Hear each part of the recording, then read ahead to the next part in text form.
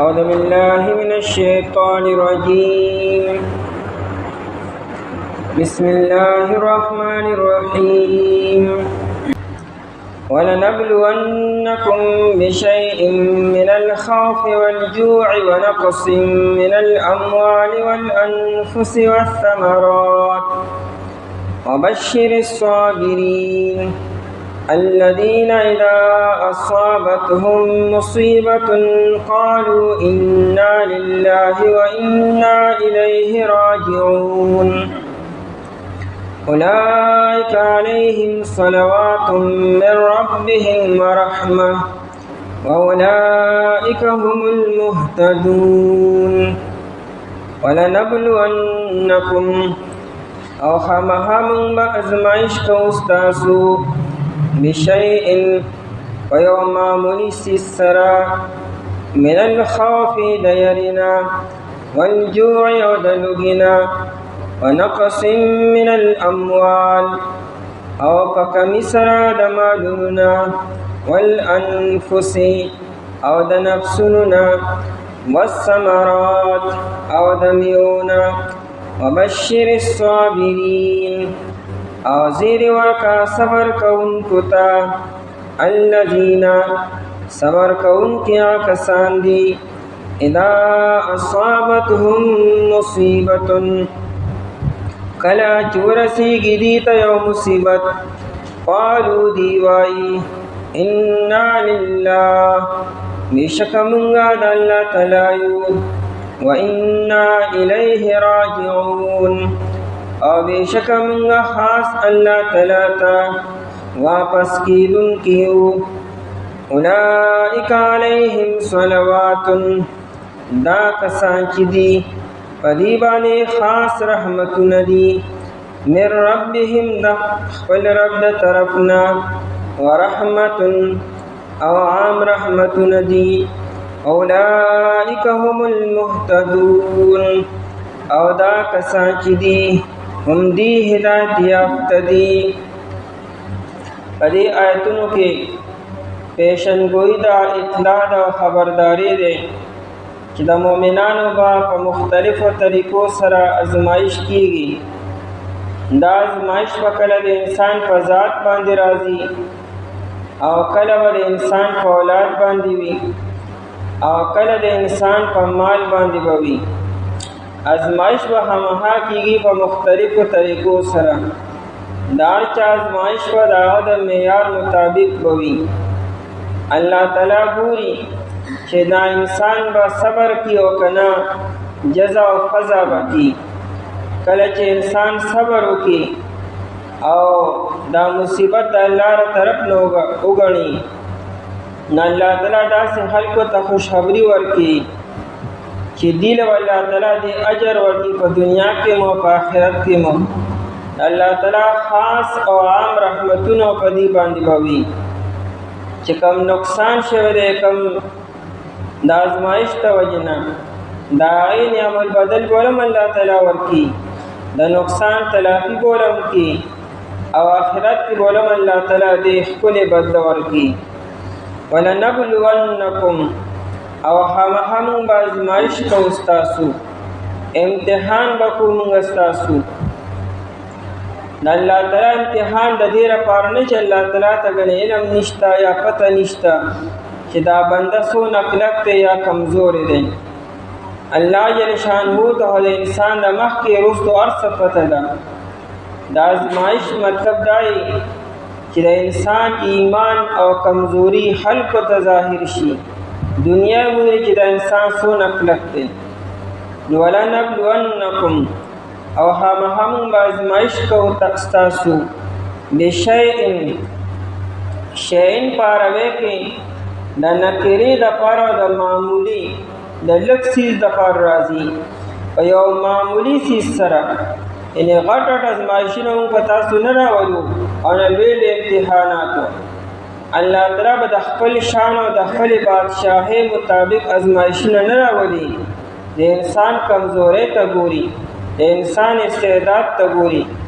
یا چې د ټول انسانان یو برابر نه دي نو ازمایشونه د ټول انسانانو یو شانتی دي. د هر انسان د ایمان یو معیار یو درجه وي، نو د هغې مطابق ازمایښتونه راځي چې څونه انسان برداشت کولی شي. د آفتونه او د مصیبتونه او د بیمارۍ د اسمان نه د باران په شان یو شانتې نه راورېږي. په یو کور کې به په یو تن باندې یو شان ازمایښت بل تن باندې بل شانتې به وي. نو دا د الله تعالی د حکمت په بنیاد باندې وي، یو شانتې الله تعالی نه راولي. نو دا امتحان او ازمایښت به خامخا راځي، معمولی به وي. انسان به حوصله ساتي، انسان به صبر کوي. بشیء من الخوف، نظر به د الله تعالی په ذات باندې ساتي. او دا ازمایښت وکړه من الخوف، دا من الخوف بیان د شیئن دی. دا معمولی ازمایښت وکړه د یری وي، یره په انسان باندې راځي. ابن عباس رضی الله عنه د من الخوف معنا خوف د دشمن کی، د دشمن یره به وي. لکه د مکی دور کې د کافرانو طرف نه یره په مؤمنانو مسلمانانو باندې، او بیا مدینه منوره کې مو مسلمانان ډېر په یره کې وو، شورو کې امن و امان نو. صحابه کرام رضی الله تعالی عنهم وی په مدني دور کې په شورو زمانه کې موږ به د شپې آرام نشو کولی، هر ټیم به موږ په یره کې وو چې اسنه دشمن نه باندې حمله ونه کړي. د یهودو د طرف نه یره وه، د مشرکانو د طرف نه یره وه. تر دې چې موږ یو پیر نبی علیه الصلاۃ والسلام ته ووایي چې رجې هغه ورځ به هم خدای پاک راولي چې موږ به چېرته اسلحه ښکته کېږو او په آرام باندې به خوب وکړو. الله تعالی بیا هغه ورځ امن و امان بیا الله تعالی راوستو. نو دا یره به راځي په نبی علیه الصلاۃ والسلام باندې صحابه یری راغلي مختلف طریقو سره. دا به راځي لیکن انسان به دا د الله له طرف نه ګڼي. من الخوف د یرې نه، لکه د غزوه خندق په موقع باندې ډېره سخته یره وه. منافقان خو د خولې نه هغه کلمات وباسلو چې وبلغت القلوب الحناجر وتظنون بالله الظنون. منافقان خدا ساري مړی ته راغلو دومره یری اغوستو، او مؤمنانو معمولی یره وه، لیکن د هغې د الله تعالی په ذات باندې اعتماد او بروسه وه. نو داسې یرې به راځي، د دشمن خطره به وي، خو انسان به د الله تعالی د ذات د امید ساتي، دعاګانو اهتمام به کړي. والجوع، جوع لوږې ته وي، لږ او تنده به هم راځي، قحط به راشي، میوې به کمې شي، خوراک دپاره به سني. پخپله په نبي علیه الصلاۃ والسلام باندې لږ او تنده راغلې ده. په صحابه کرام رضی الله عنهم لږې تندې راغلي دي، هغوی صبر کړی دی.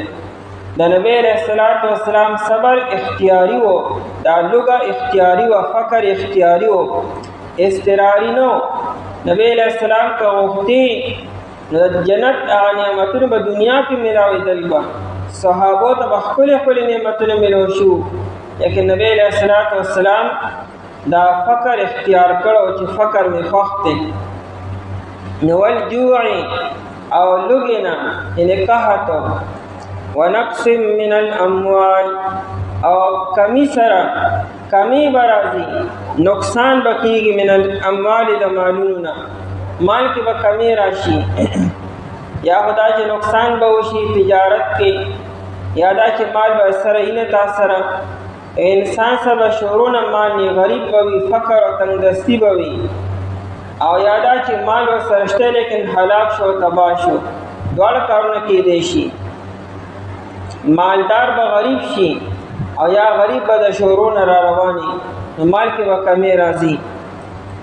والانفس او په نفسونو سره، نفس سره نقصانات به کېږي. کله به انسان مړ شي، کله به انسان یو اندام هغه کار کړي معذوره به شي، کله به بیمارې، کله به ستړی وي. والانفس د انسان په ذات باندې هم ازمایښتونه راځي، بالقتل والامراض والموت. کله به انسان مري، کله مرضونه به راځي، کله آفتونه به راځي. والثمرات، ثمرات جمع د ثمرتون د میوې ته وي. دلته کې د ثمرات مراد اولاد دی.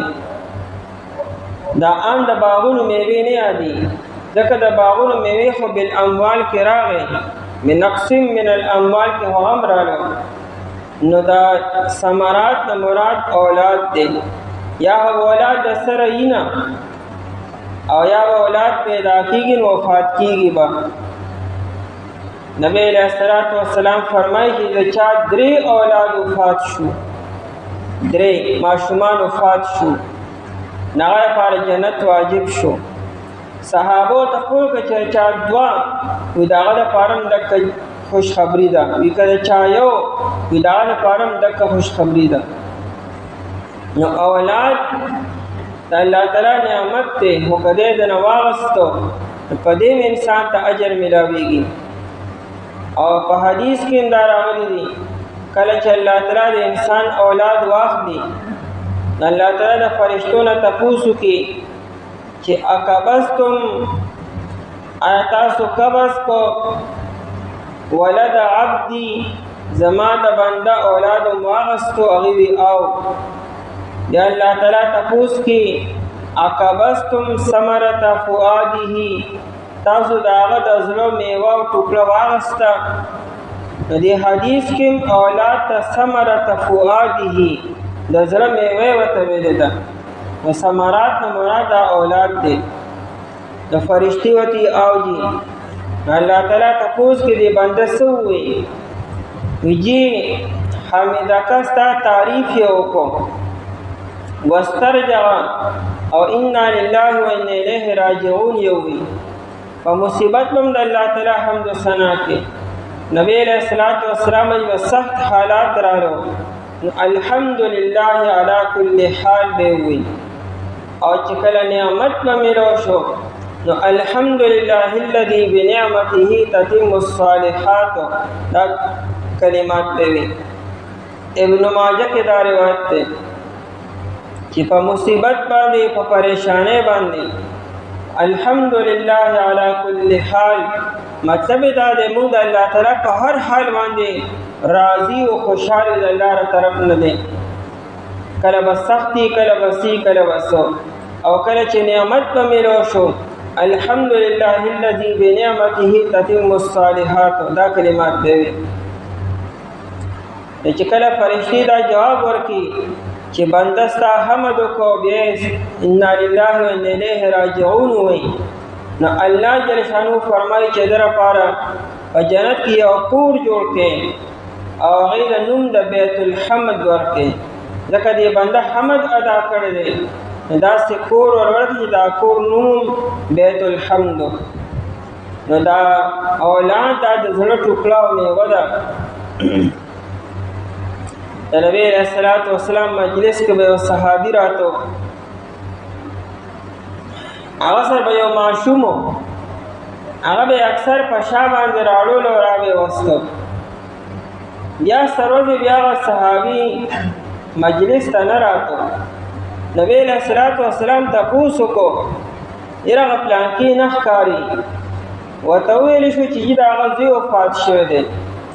نبی علیہ السلام یې چیزو دا یا تعزیت کو. نبی علیہ السلام صحابو سره راغی، هغه صحابي سره میرو شو کې ناستو، اډیر پریشان او غمگین وو. نو نبی علیہ السلام تو فرمایلو چې دا زوی چې الله تعالی ستانه واغستو نو د در په بدله کې الله پاک تعالی هغه جنت ترکیبا دازی بستا شفاعت کی او دی بستا نجات او طالب نجات ترکی.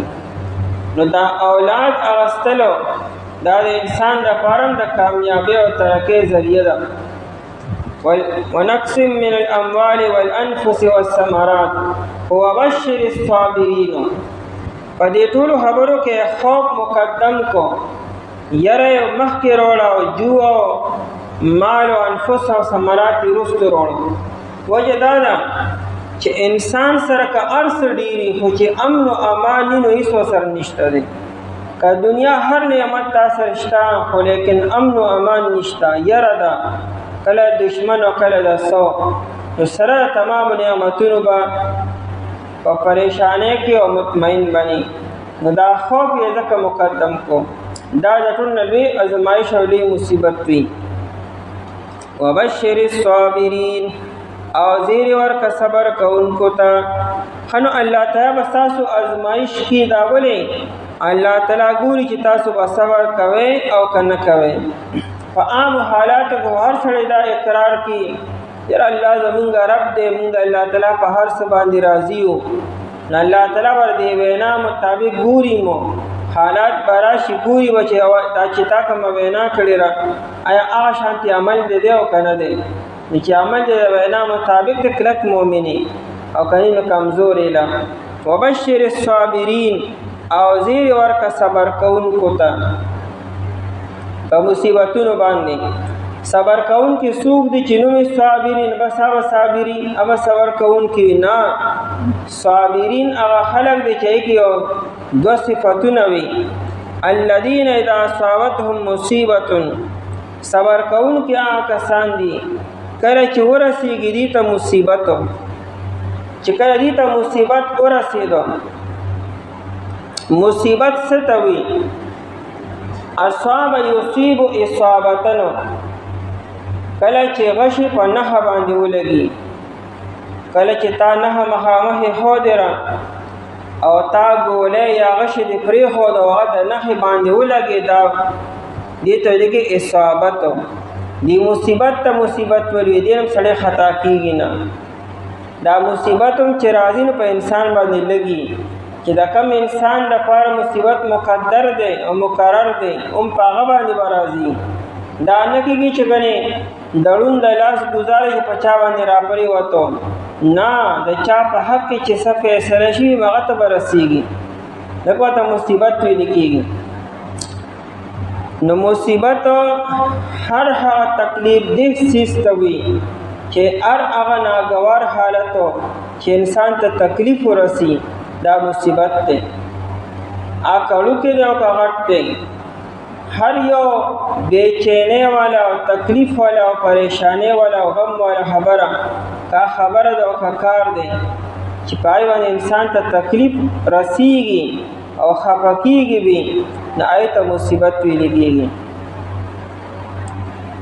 نبی علیه الصلاة والسلام په کور کې ډیوه بله وه، نو هغه ډیوه ناڅاپه مړه شوه، نو تیاره راله.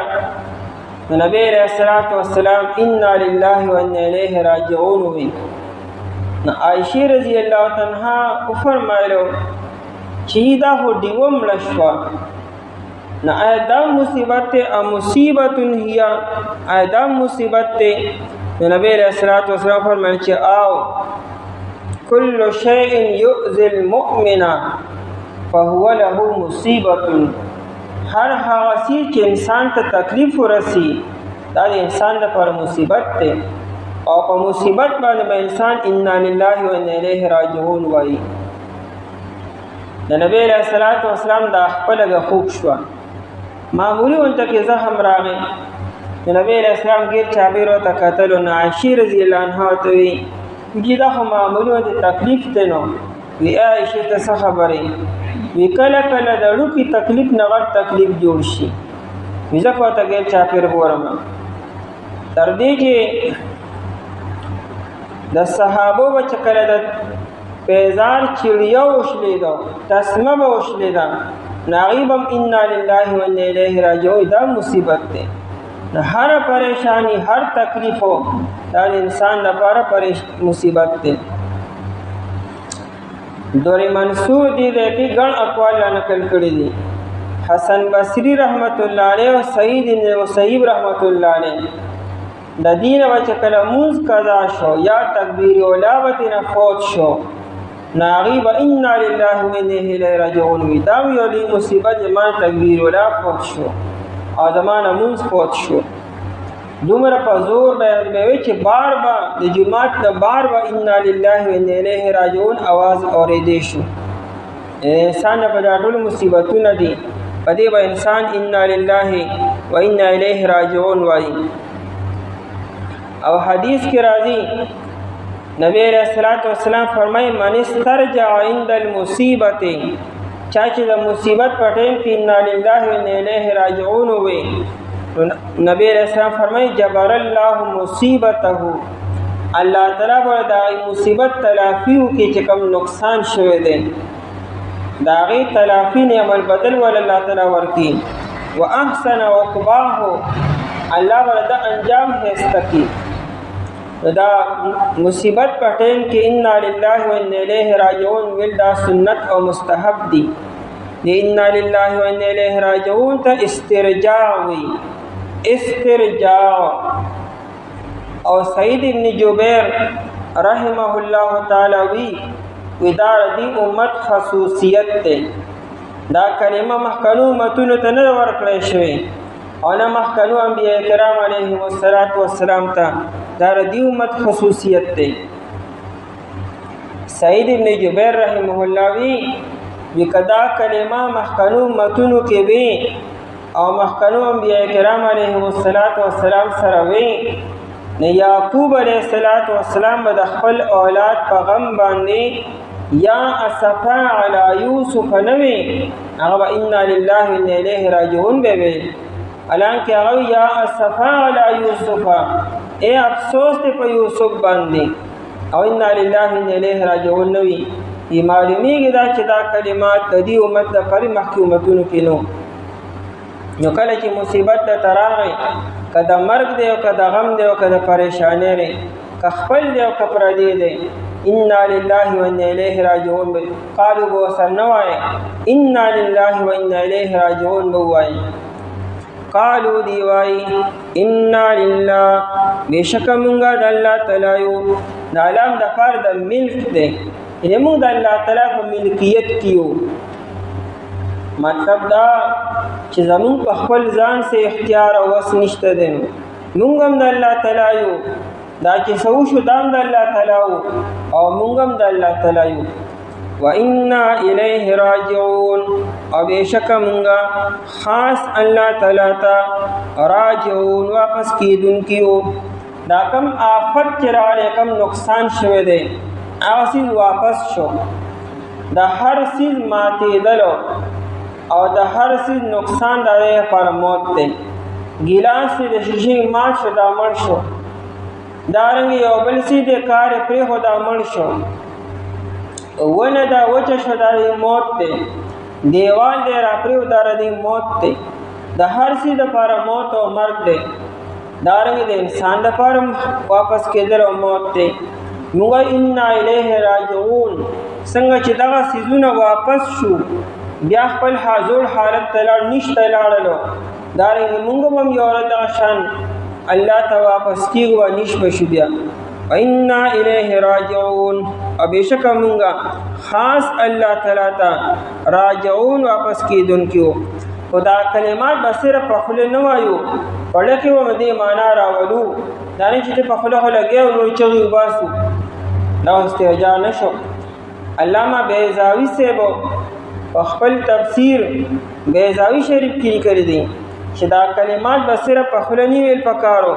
ولیس الصبر بالاسترجاع باللسان بل به وبالقلب، هغه وی چې دا استرجاع صرف په خوله نه ویلو، په خوله هم ویل دي، په زړه کې هم د دې معنا او استحضار کول دي چې موږ د الله تعالی یو، موږ الله تعالی ته واپس کېږو به. عظیمت خدار عظیمت، یعنی اعلیٰ درجه خدار چې انسان غم د سره ظاهرم نکی، غم د سره ښکارم نکی، خو غم ښکاره کول او ظاهر دا رخصت ته جایز دي. بخاری شریف کې په جلد اول کې د ام سلیم رضی الله عنها روایت ده او واقعه ده. دا په ابو طلحه رضی الله تعالی عنہ باندې واده وا، ډیره صبرناک بیبي وا. د دې زوی هغه وفات شو، ناجوړه د مخکې نه خاوند یې په سفر باندې ابو طلحه رضی الله تعالی عنہ. هغه چې د سفر نه د الله شان دی واپس راغی په دغه شپه زوی وفات شو. ام سلیم رضی الله عنها کړه یاره سړی مسافر دی د لرې راغلی دی ستړی دی نو قضا ورته وي چې دا شان زوی د وفات شوی نو دا غریب غم به نور هم سیوا شي نه به آرام وکړي نه به خوراک وکړي او ماشوم اسې مړ شوی دی د انسان په غم باندې ماشوم ژوندی کېږي نه نو دا د هغې حوصله وه نو ماشوم یې خو خپل سنبال کو او د کور کې یو ګوټ کې کېښودو. ابو طلحه رضی الله تعالی عنه چې راغی هغه د ماشوم تپوس وکړو بیا آرام کې وده دی او ته ستړی زه سبا سهار چې پاڅې نو میلو به شي ورسره هغه له خوراک پاک او روټۍ وغیره چې څو برابر کړو او بیا په هغه میلو هم شو ورسره او بیا چې سحر شو نو سحر یې ورته بیا خبره وکړه چې دا شان چل شوی دی. ابو طلحه رضی الله عنه له خفه شو خو خیر غږ ونه کړ راغی نبي علیه الصلاۃ والسلام ته وویل نو نبی علیہ الصلوۃ والسلام ته چې تاسو ملو شوي بیګا وی او وی الله پاک به تاسو له دینه کلی بدل درکې بیا الله تعالی غلا داینه اولاد ورکو او داغینه بیا و زامن بیا پیدا شو او وړ قاریان او لوی علم ولو. امام بخاری رحمت الله علیه د دې حدیث عنوان لیکلی باب من لم یظهر حزنه عند المصیبت یو انسان د مصیبت په ټیم کې د سره خپل غم هم نه ظاهري دا اعلی درجه ده چې ظاهر هم نه کې د سره. نبی علیہ الصلوۃ والسلام دا ونوي چې غني ام سلیم خو نه کړو دا خدا ډېر سخت دل دا ونوي بلکې د خوشاله اظهار کړی چې څونه د حوصلې نه کار واغستو تی په تکلیف کې وانه چولې تی په پریشانی کې وانه چولې او چې سکیلا خاصم شوی وو او که انسان مصیبت ښکار کینو ښکار کولیم شي د مصیبت په ټیم کې دا کلمات ویل دي. دا ام سلمہ رضی الله تعالی عنها چې دا په ابو سلمہ باندې واده وا ادا تر زیمو ډیره مینه و سره دی اول هجرت کړو حبشې ته د حبشې نه بعد یا مدینه منورې ته هجرت وکړو ډیر تکالیف برداشت کړې دي. ابو سلمہ رضی الله تعالی عنہ د احد په جنگ کې زخمی شو او بیا یې لګونته کې خشو خو بیا یو بل غزوې له چې لاړو نو بیا زخمی شو نو دی بیمارو نو دو ام سلمہ ته وایي چې ما نن د نبی علیہ السلام نه یو خبر اورېده وی راځه چې دواړه یو بل سره عهد او پیمان وکړو. وی نبی علیہ السلام وی چې کله د یو ښځې خاوند مړ شي او دا ښځه بل نکاح ونه کړي او دغه شان پاتې شي نو سبا قیامت کې به دا ښځه همدې سړي ته میلاویږي به او که دویم نکاح یې وکړو نو بیا به دویم خاوند ته میلاویږي او دارنګې سړی هم دی. نو ابو سلمہ ورته وی چې کله زه مړ شم نو زما نه پس ګورې ته بل نکاح وکړه ته په دې امید مه اوسېږه چې دا که سبا جنت کې ما ته میلاو شي او که میلاو نه شم زما نه بعد بل نکاح ته وکړه.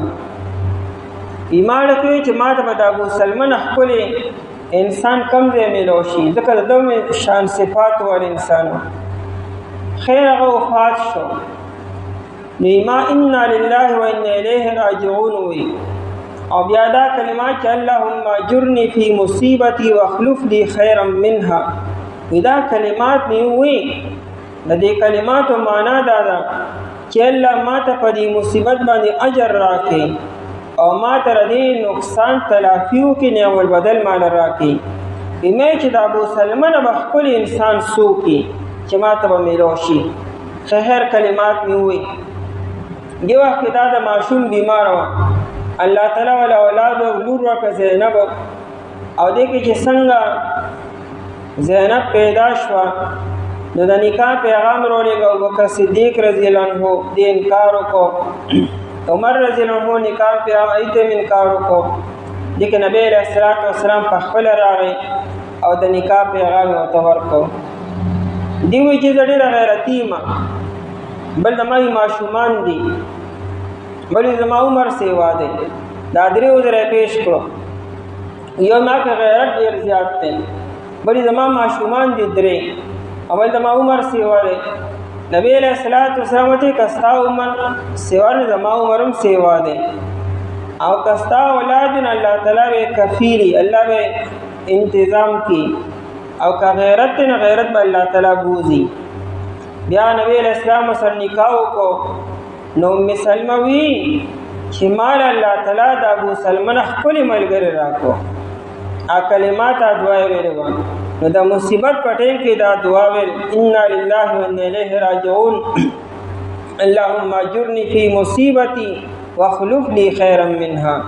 آیت کې نور خبرې مشته ان شاء الله سبا کې وکړو. او هم بازمایش کو تاسو په معمولی سیس سره د یارینا او د لوګینا او په کمی سره د مالونو نفسونه میونه او زیر ورکه صبر کوونکو ته. صبر کوونکي هغه کسان دي کله چې ورسیږي ته مصیبت وای دي بېشکه مونږ خاص الله تعالی یو، او بېشکه مونږ خاص الله تعالی ته واپس کېدونکي یو.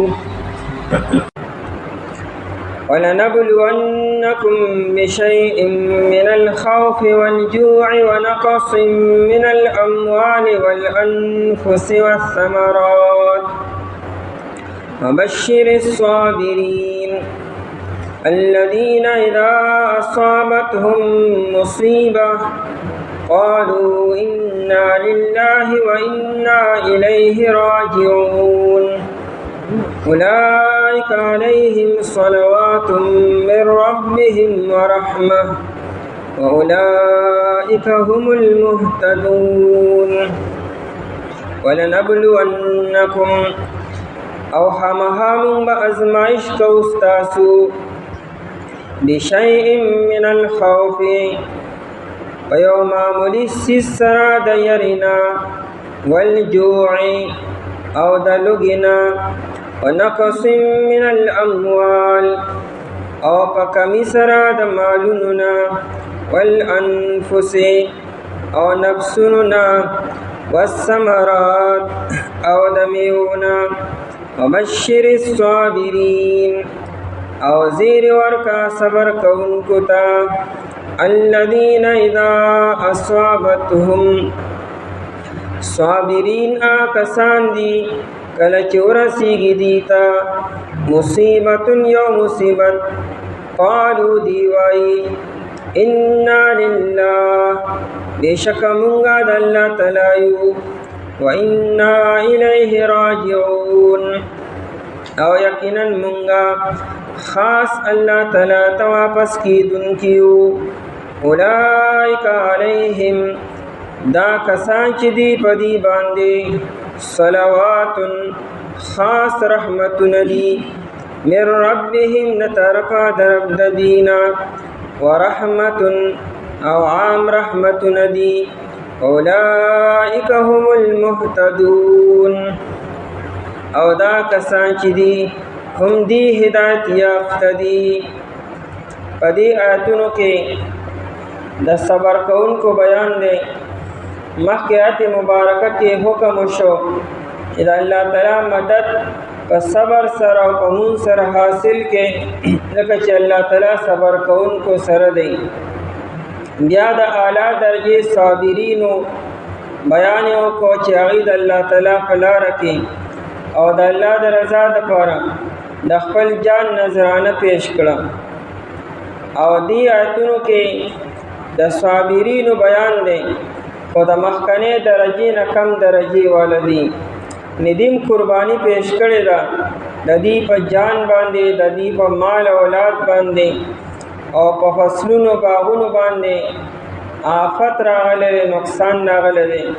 دې خلکو صبر وکړو او د الله تعالی د رضا کلمات ووایي، نو الله تعالی بدیله 3 قسمه انعامات ورکړي. یو د الله تعالی خاص رحمت په دې باندې وي او عام رحمتونه، او دې ته الله تعالی د هدایت لارې ورته وښودله، هدایت ورته نصیب کو. ولنبلونکم دا لام هم دپاره تاکید دی او دا نون هم دپاره تاکید دی، یعنې دا کار به خامخا کېږي. انسان چې دنیا ته راغی او ایمان ورسره متعلق شو نو ازمایښتونه پې خامخا راځي. او مؤمن مسلمان به ازمایښتونه ډېر زیات راځي، په کافر باندې دومره نه راځي چې مؤمن مسلمان باندې راځي. بیا چې څومره د ایمان درجات سیوا کېږي نو د ازمایښتونو معیار هم سیوا کېږي. د ټول نه اوچت خلق انبیاء کرام علیهم السلام د انبیاء کرام علیهم السلام ازمایښتونه هغه د نور نه زیات وي. یا په انبیاو کې چې درجه نورم سیوا شوه نو د هغې ازمایښتونه نورم سیوا شي. لکه دا لوی لوی انبیاء کرام آدم علیه السلام ته وګورئ، ابراهیم علیه السلام ته، نوح علیه السلام ته، او نبی علیه السلام ته، دارنګې موسی علیه السلام او عیسی علیه السلام.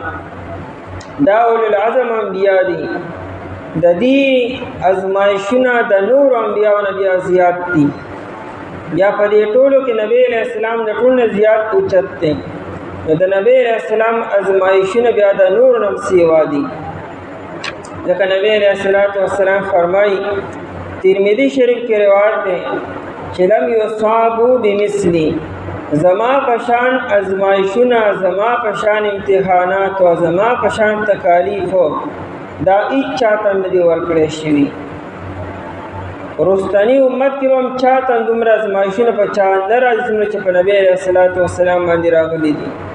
بلکې د امت ټول ازمایښتونه چې راغونډ کې امتحانات او مصیبتونه او پریشانۍ هغې باندې انفرادي به راځي، هغه ټول په نبی علیه السلام باندې یوازې راغلي دي. نن د یو انسان به مثال اولاد نی یا به اولاد وفات کیږي، لیکن نور خبرې خو به برابري. د چا به غربتي، نورې خبرې به برابري. د چا به بدن به صرف بیماري، نور به هر څه برابري. هر یو انسان ته چې وګورئ یو ازمایښت کې سره مبتلا وي، لیکن دا ټول ازمایښتونه یوازې په نبی علیه السلام باندې راغلي دي.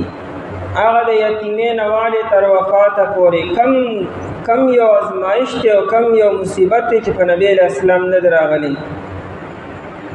ابتدا نه ازمایښتونه شروع شوي دي. لومړنۍ زندګۍ د یتیم پلار یې خو د سره لیدلی نه دی، نه یې د پلار مینه لیدلې ده. نبی علیه السلام خو لا دنیا ته راغلی هم نو چې پلار یې وفات شوی دی. او بیا چې راغی نو د مور او د نیکه په نګرانۍ کې د شپږ نیمو کالو د 7 کالو عمر یې مور یې وفات شوه. د مور هغه سهارات یې الله تعالی واغسته او بیا د تره او د نیکه په پرورش کې راغی. نیکه سره یې مینه پیدا شوه، نیکه ته یې الله تعالی واغستو. بیا تره سره یې مینه وه، تره ته یې الله تعالی واغستو. نه یې رور شته او نه یې خور شته. یعنې دا هم د انسان لپاره غمخواري خور او رور چې مشر وي، هغه خو سره شتی نه، رور او خور یې د سره شتی نه. او بیا لوی شوی دی په مکه مکرمه کې. او بیا چې الله تعالی ورته د نبوت دروازه په الله تعالی کلو کړه، بیا خو نور هم ازمایښتونه شروع شو. څه زخمونه او د 2 معززو لورانو ته په مخ باندې طلاقونه. عرب معاشره کې بیا د نبی علیه السلام ته کې اوچت خاندان والا او د هغه لور له څوک مخامخ طلاق ورکړي او 2 ته ورکړي. دا څونه لوی دی. دارنګې د نبی علیه السلام دپاره تمام قبایل د عرب راجمع شوي دي او د نبی علیه السلام د قتل منصوبه جوړي او راغلي په قتل په اراده باندې دي. هسې دمکي نه وه راغلي و باقاعده، یعنې کم خوف او کم یره.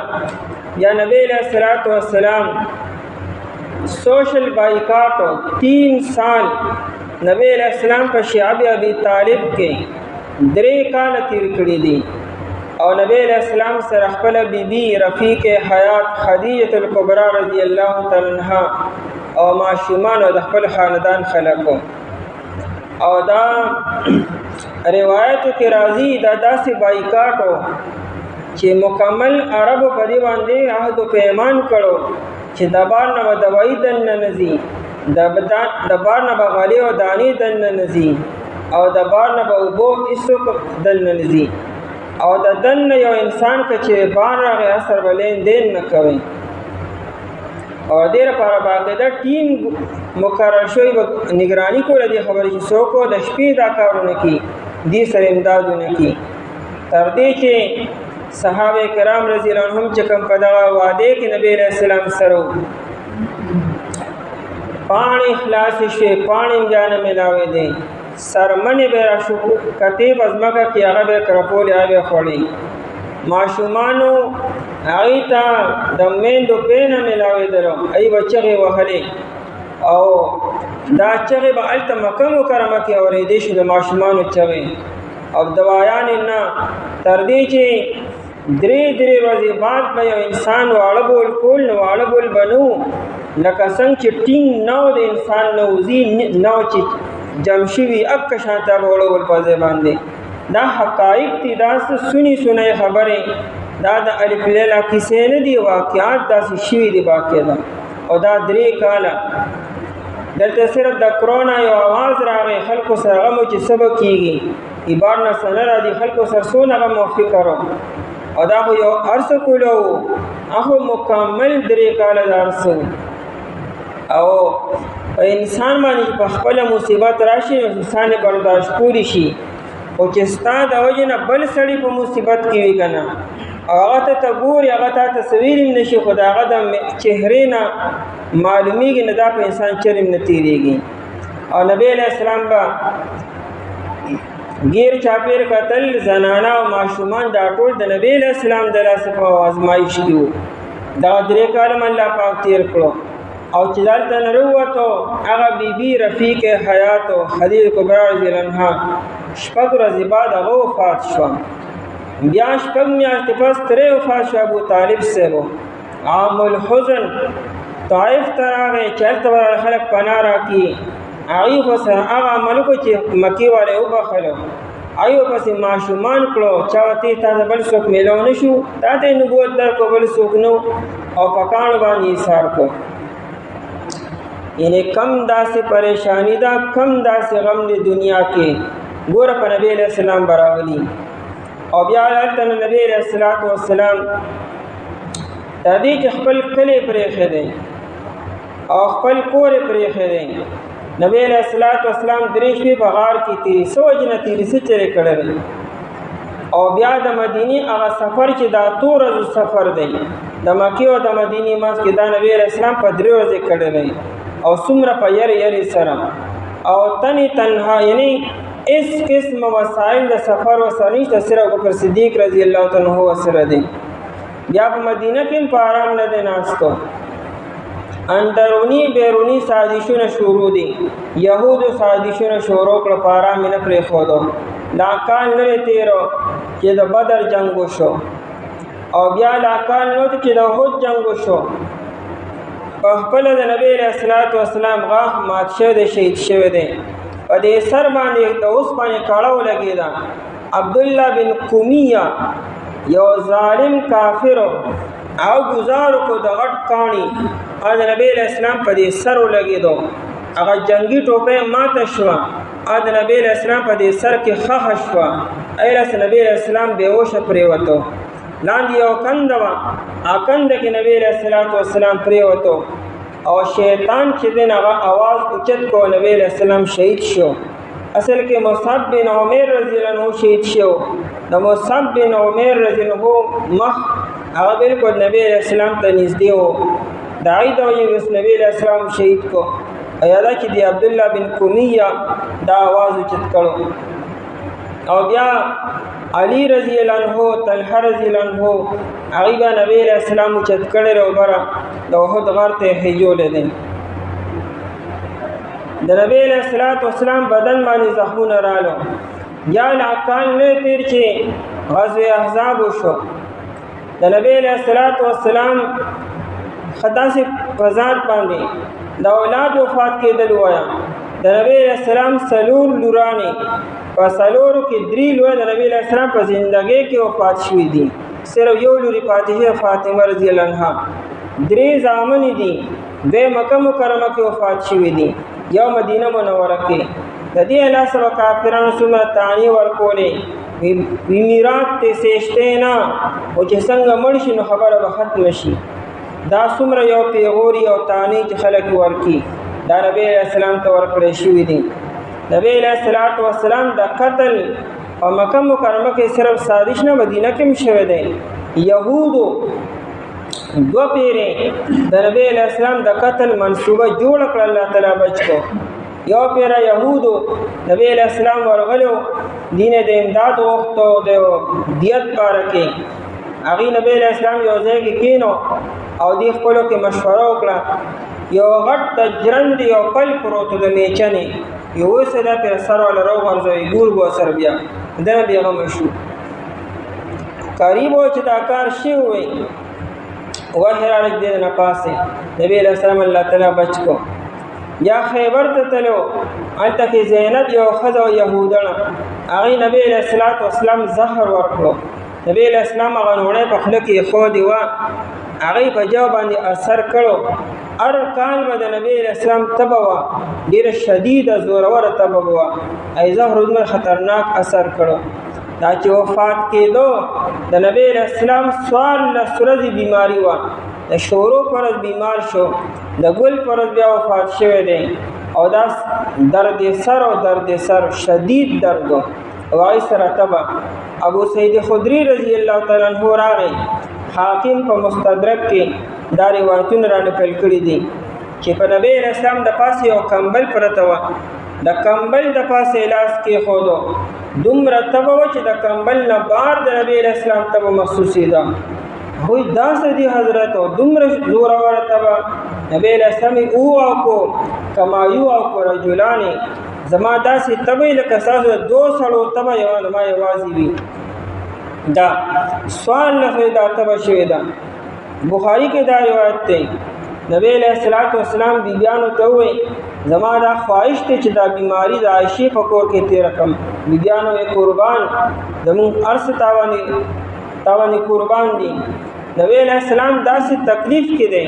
د بخاری روایت دی د عباس رضی الله تعالی عنہ او د علی رضی الله تعالی عنہ په اوږو باندې لاسونه ایښودي دي، خپې مبارکې په ځمکه نشوې لګولې.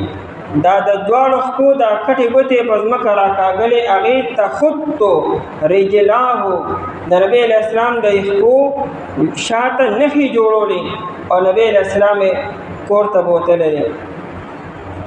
کم تکلیف دی چې په نبی علیہ السلام نه دی راغلی، یعنی کم مرض دی، کم داسې یو دنیا کې نامې ازمایش و، نامې تکلیف و، نامې بیماری چې دنیا کې خلک پیژني که نه او په نبی علیہ السلام خامخا راغلی وي.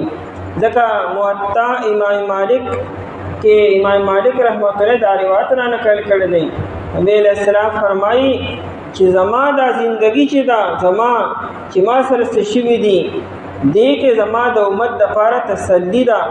زما په امت چې یو حال راشي یو مصیبت راشي ډېرې فوراً ما ته وګوري په ما باندې به راغلې وي. که لږه او تنده ده په نبی علیہ السلام داسې راغلې ده چې یو پیره نبی علیہ السلام د کوره راووتو او د راوتو ټایم نه و. ابوبکر صدیق رضی الله عنه میلاو شو، حضرت دې وخت کې څه کوئ؟ وي د لوږې د لاسه بار راووتم. هغوی چې ما سره هم دا حال دی. کومه لوږه ده چې په نبی علیہ السلام د غزوې خندق په موقع باندې 14 میله 13 میل خندق کنستل دي. د دې نه چې لکه شهبازګړه واخلئ دومره اوږد خندق کنستل دي.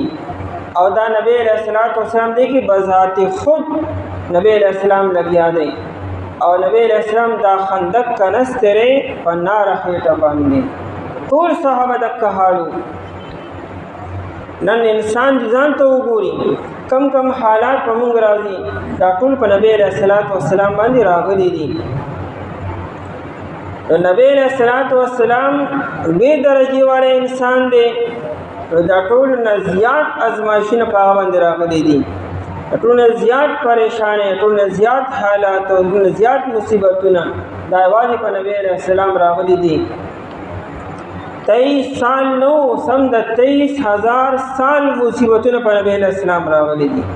یعنې د نبوت زمانه خو 23 سال ده، مختصره زمانه ده، لیکن په ازمایښتونو باندې څو جلد کتاب لیکلی شي، یو جلد نه په سوونو جلدونه کتاب په نبی علیه السلام صرف دا په ازمایښتونو باندې او دا په تکالیفو باندې.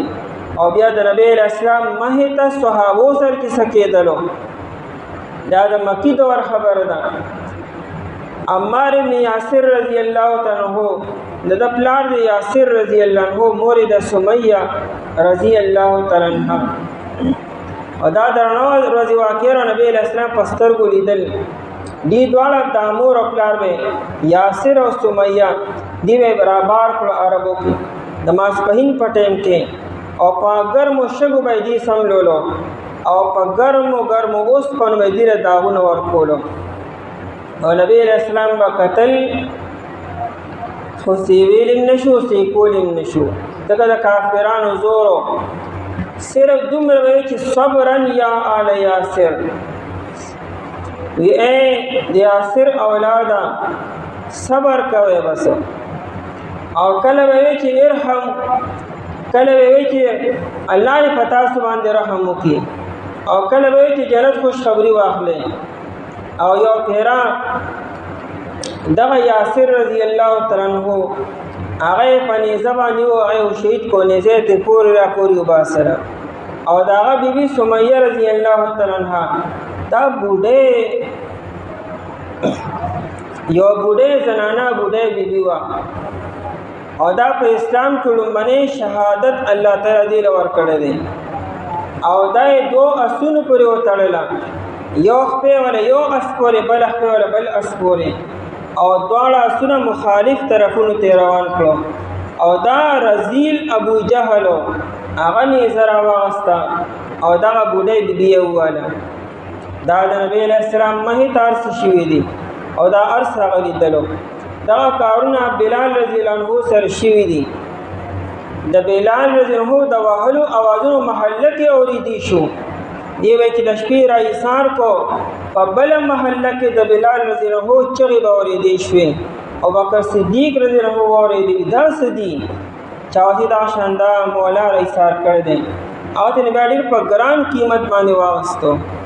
خباب رضی الله تعالی عنہ، عمر رضی الله عنه یو پیر خباب ته وی په خپل دور کې خباب د املا دراته وخیا پای کې دن کندې وی دا کندې رسدي دا سم الله هو ما چې ته لیدلې هغه داما سر کافرانو ورسکړي دي.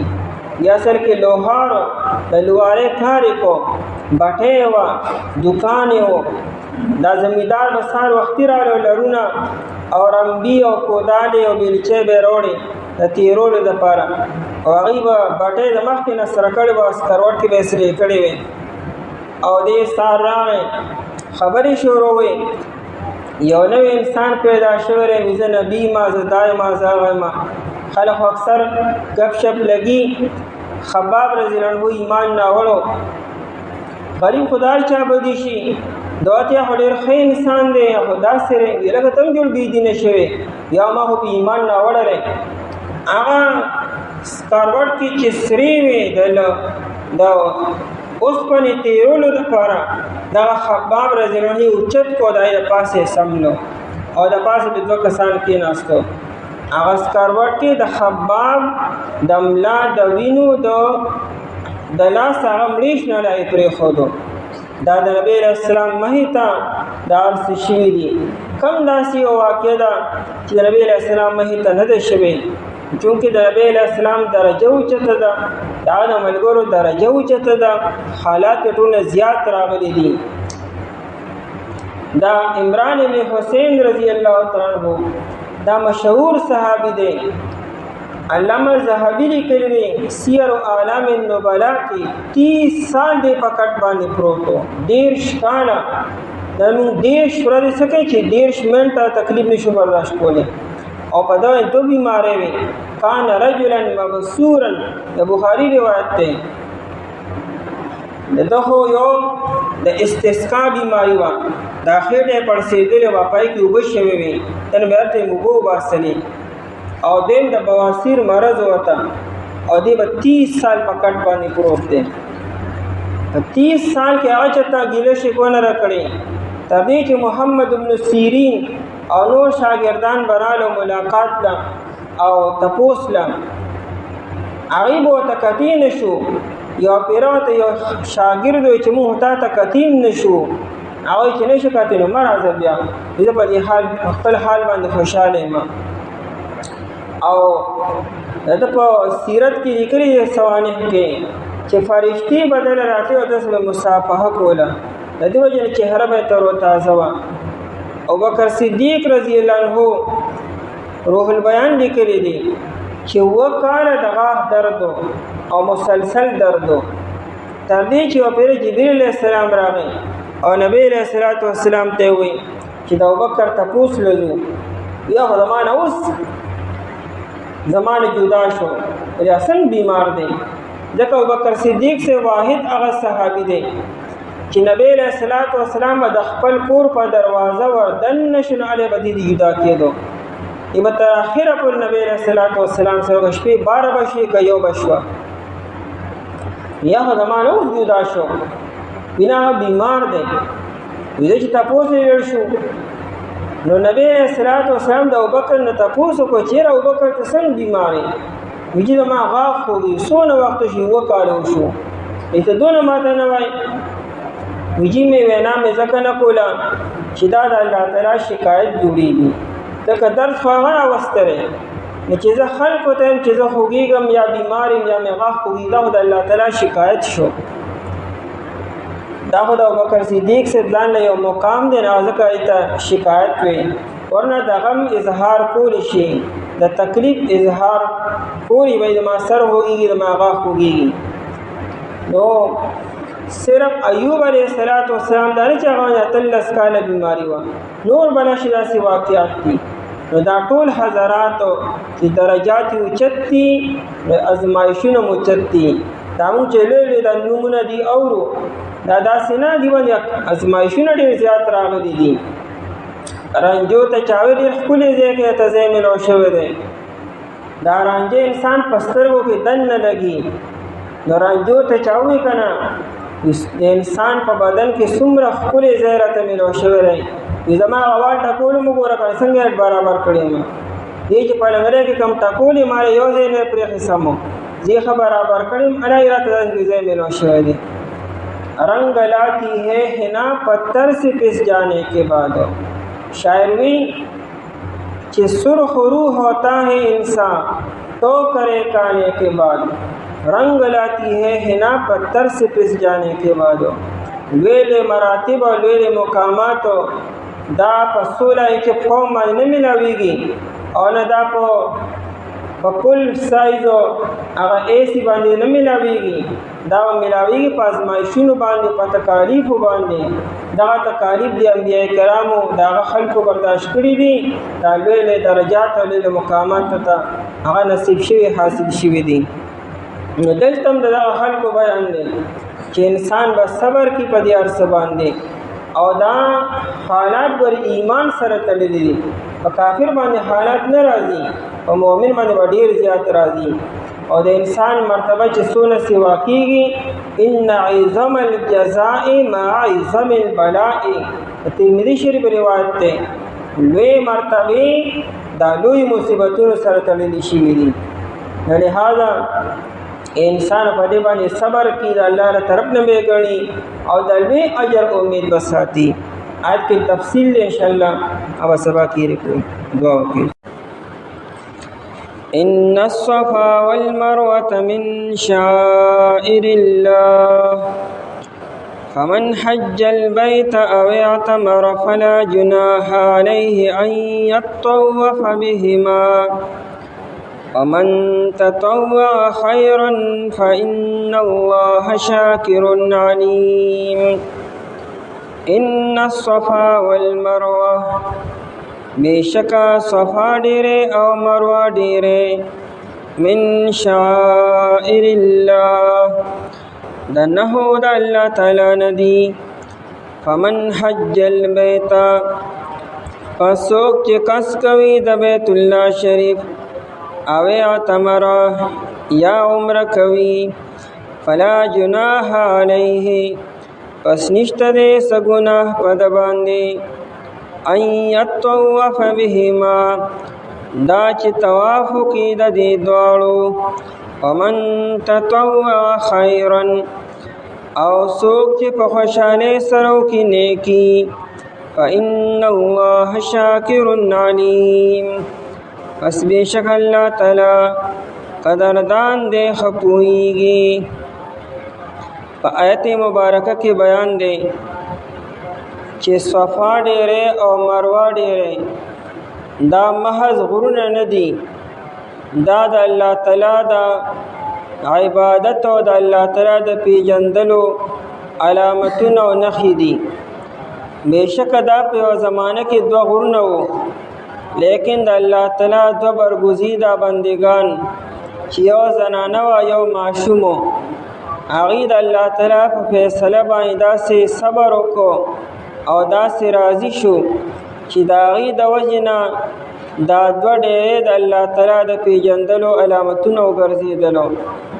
چې مخکې د صابرینو بیانو دې دوه حضراتو صبر وکړو او د صبر میوه دنیا کې دا میلو شوه چې دغه دوه غرونه او دوه ډېرې د الله تعالی د پیژندلو د الله تعالی علامتونه وګرځېدلو.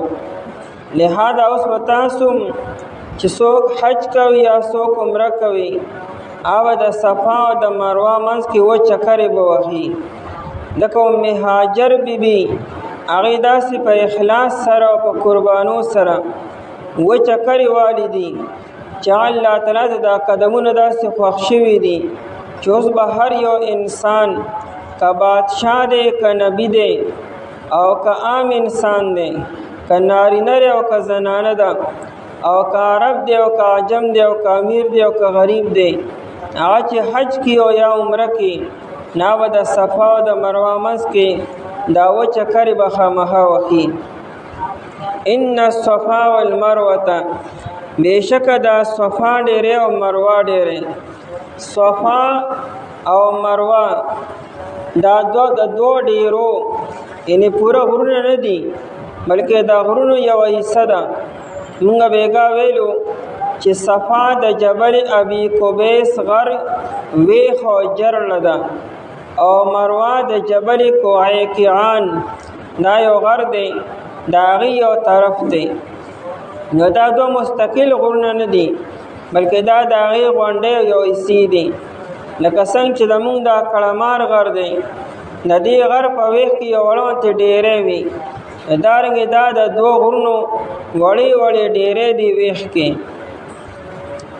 او صفا ته صفا ځکه وي چې تفسیر قرطبي لیکلی دی چې حضرت آدم علیه السلام د دې غر د پاسه ولا کړې وه، ځکه آدم علیه السلام نوم صفی الله دی، د الله تعالی برګزیده او منتخب بنده. آدم علیه السلام د دې غر د پاسه ولاړه وکړه د غونډۍ د پاسه، ځکه ته صفا ویل کېږي. او دا مروه مؤنث دی، نو غر خو مؤنث نی، غر خو د مذکر او مؤنث نه پاکي وي. دې ته مروه ځکه وي چې په دې باندې د آدم علیه السلام بیبي حوا علیه السلام ولاړه وکړه. دا دوه محض غرونه وو، لیکن چې کله د ابراهیم علیه السلام بیبي ام هاجر او د هغه ماشوم زوی اسماعیل علیه السلام هغې په دغه ځای کې قرباني ورکړه او ام هاجر بیبي د خپل زوی دپاره منډې ووالې په دې دوه غونډو منځ کې، هغه الله تعالی ته د عمل خوښ شو. د هغې د وجې نه دا حکم جاری شو چې دا واجب دی چې انسان حج کې یا عمره کې هغه به د صفا او د مروه منځ کې چکرې وهي. ابن عباس رضی الله تعالی عنہ خلق ولیدو چې هغوی د صفا او د مروه منځ کې چکرې والي، نو ورته وفرمایلو چې هذا الذي اورثتکم امکم ام اسماعیل، دا عمل دی چې ستاسو مور د اسماعیل علیه السلام مور دا عمل تاسو ته پرېښودی دی، یعنې بنیاد خو هغه ګرځېدلې ده. خو دا موږ د ام هاجر یاد نه تازه کو، دا کار چې اوس نبی علیه السلام هم کړی دی، نو موږ د نبی علیه السلام په طریقه باندې اوس عمل کو.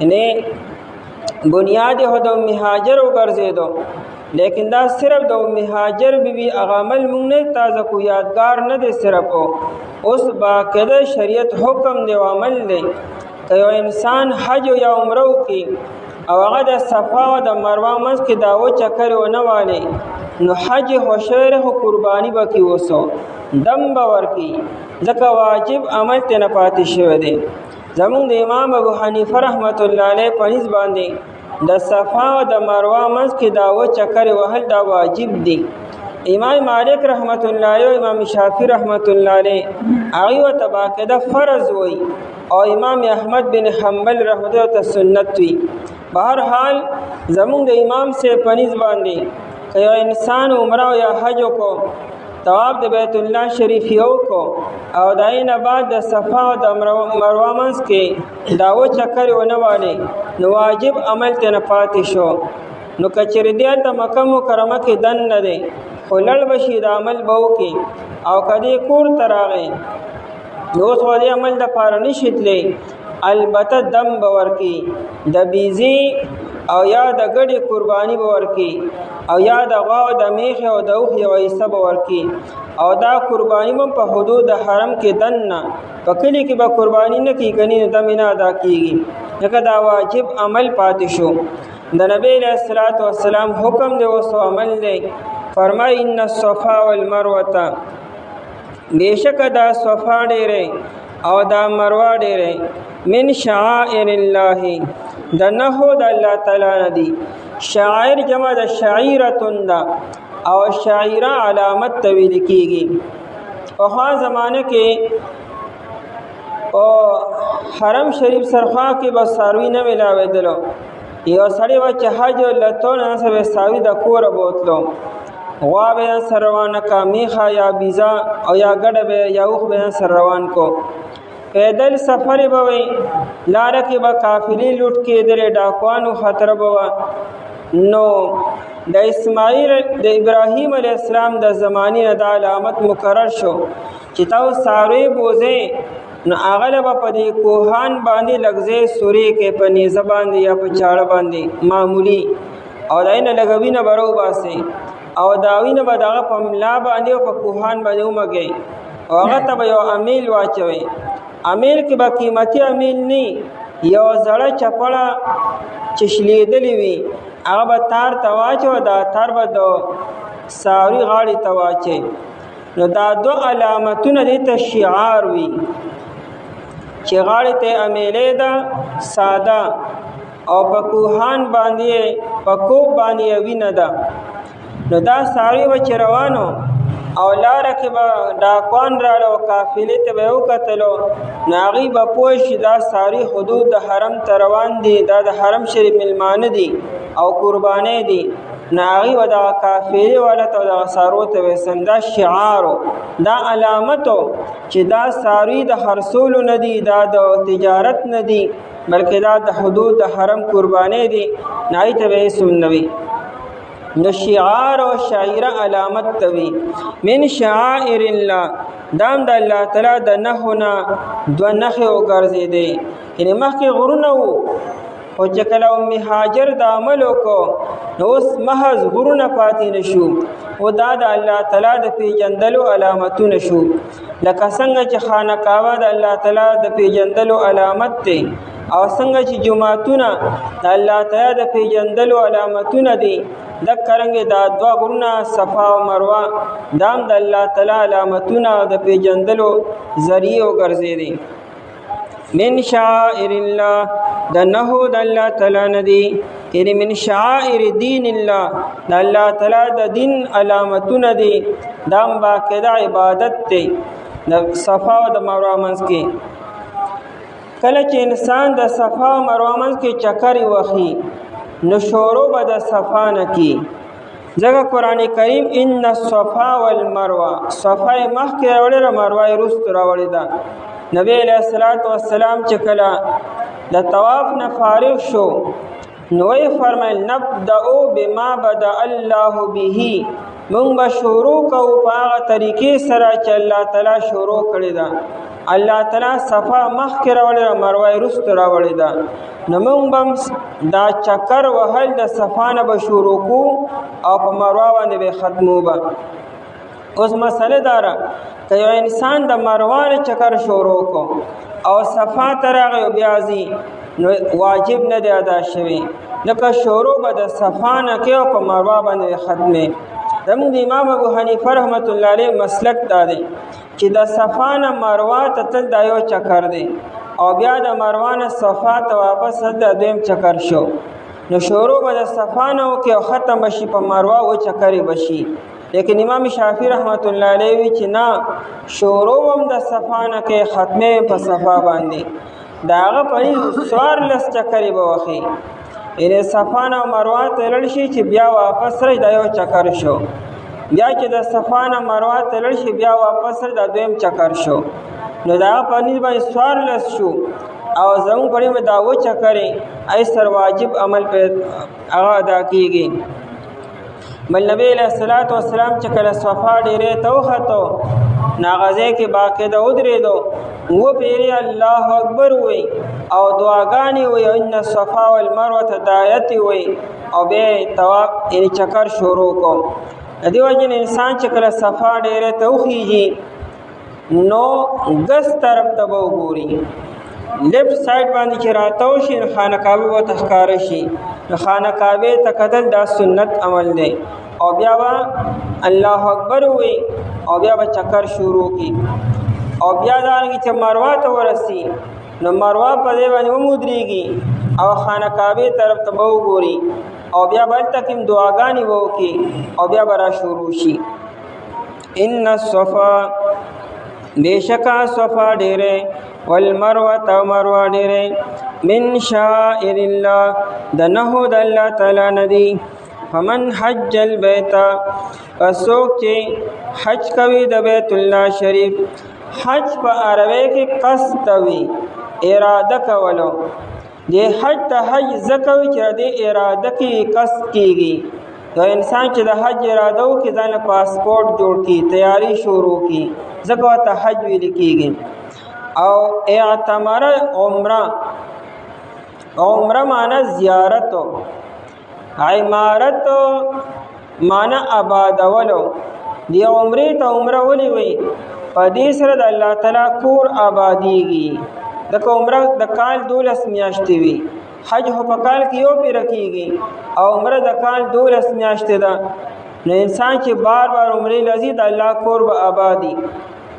بخاری شریف کې روایت ده عمر رضی الله تعالی عنہ په خپل دور خلافت کې خلق با منع کولو چې حج سره یو ځای عمره مه کوئ، مخکې وروستو کوئ.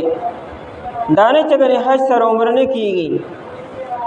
خو هغه به دا حکمت بیانو چې تاسو په یو سفر کې حج مو کو عمره مو کړه او بیا حرم شریف ته نه ځئ نو حرم شریف به شاړ پاتې شي.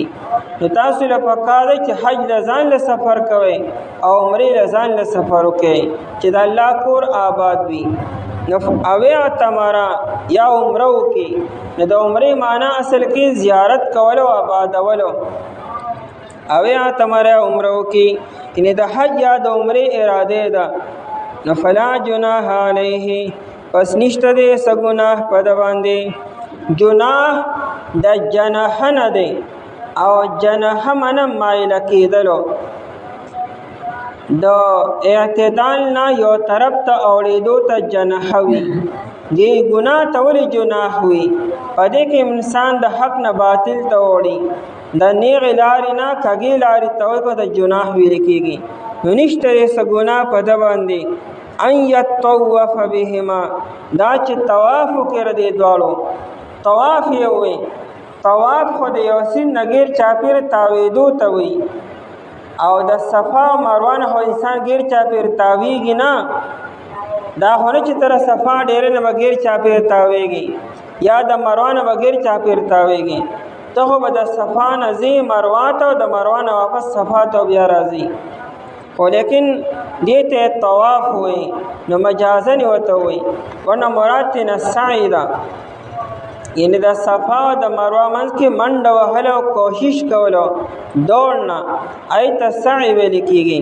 نو ان یطوف بهما او یطوفا به تفاعل دی په تکلف سره طواف کولو په تکلف سره منډه وهلو.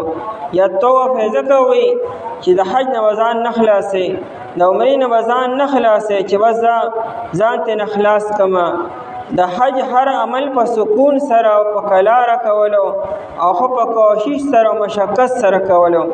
نو صفا او مروه دا و چکر خو په کوشش سره وکړي څنګه چې ام هاجر بیبي په تکلیف سره او په کوشش سره دا کار کړی دی او د اخلاص نه کړی دی دا شانتی تاسو کې.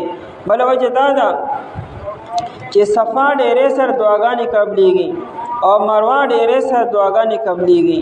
نو کم عمل چې څومره مشقت پکې سیوا وي نو هلته کې دعاګانې هم ډېرې قبلېږي. الله تعالی رحمت خصوصي متوجه وي.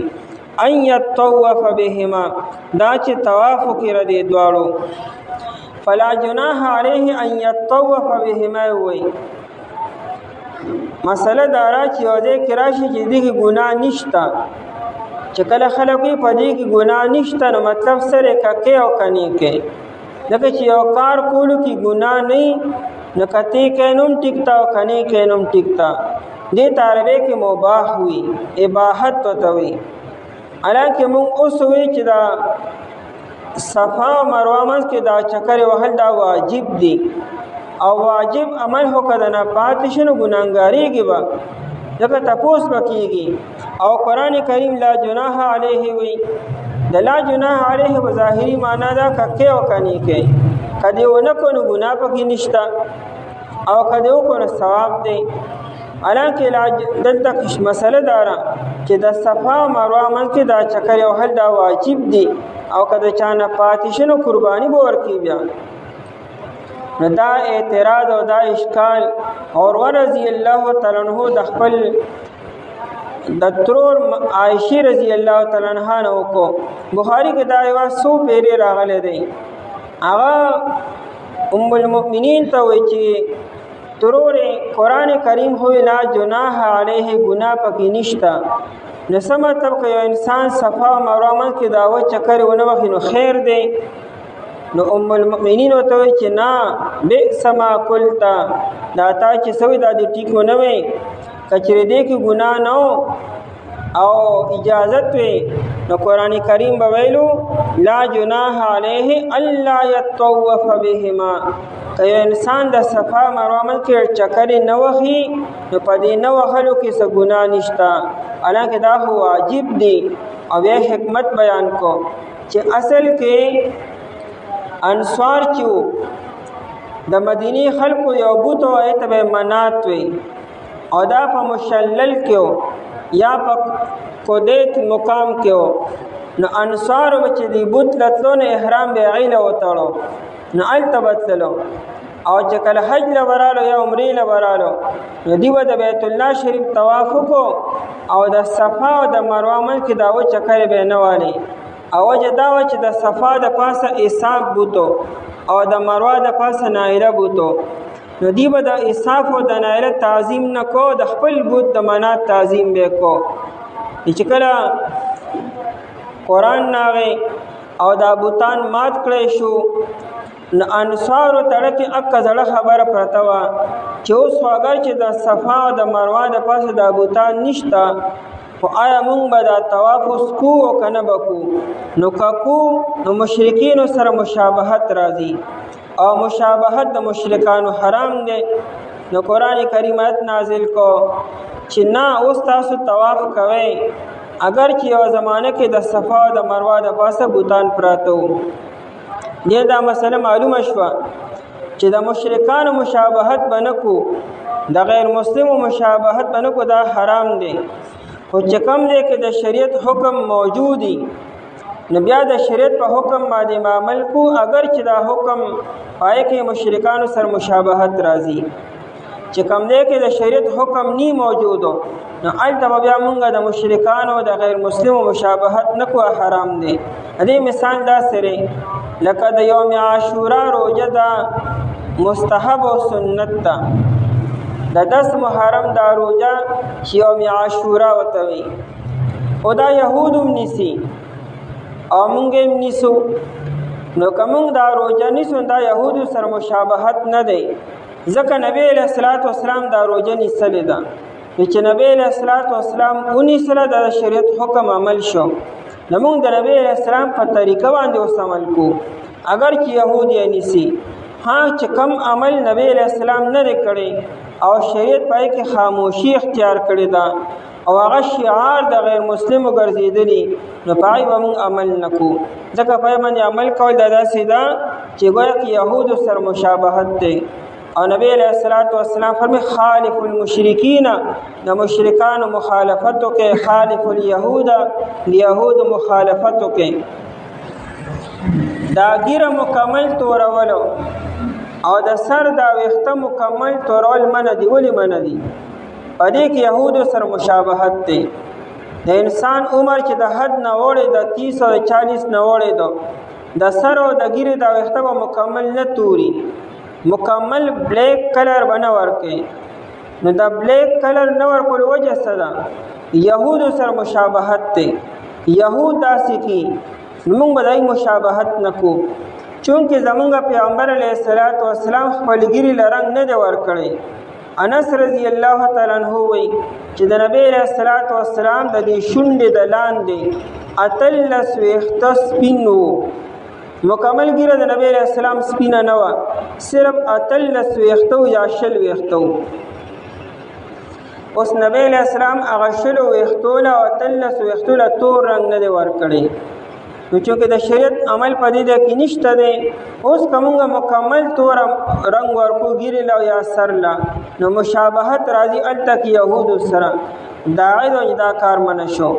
خضاب نکریزې لګولو د نبی علیه السلام ته صحابو کړی دی. ابوبکر صدیق رضی الله تعالی عنہ ګیرې له نکریزې به ورکولې به، صحابه کرام رضی الله عنهم نکریزې لګولې نه رګولې شو اوسو. لیکن کم عمل کې چې د شریعت ته طرف نه خاموشي وي او هغه عمل د یهودو یا د نصاراو یا د غیر مسلمو شعار علامت ګرځېدلی، نو هغې باندې موږ عمل نه کوو. که کار موږ کوو دا یې سره مشابهت راځي. دا د شریعت اصول شو چې کم عمل کې شریعت دا کار کړی وي نو که موږ یې کوو، اگر چې هغه کار غیر مسلم هم کې، دا به یې سره مشابهت نه دا په شریعت باندې عملي. ان یطوف بهما، دا چې طواف وکړي دې دواړو. ومن تطوع خیرا، او چا چې په خوشحالۍ سره وکړه خیرا یو نیکي. تطوع په خپل خوشحالۍ سره د زړه د رضامندۍ نه کولو چې څه جبر او څه اکراه پکې نه، خیرا یو نیکي. چا چې په خوشحالۍ سره یو نیکي وکړه، نفلي عمل یې وکړو، خیر نه مراد نفلي عمل دی. فإن الله شاکر علیم، پس بېشک الله تعالی چې دی شاکر قدردان دی. د شکر نسبت چې الله تعالی ته وشي نو مراد نه د الله تعالی رضامندي وي، او الله تعالی چې چا نه راضي شي هغه جزا ورکړي، خپلې بدله ول ورکړي. نو معنا قدردان. علیم خپوی دی.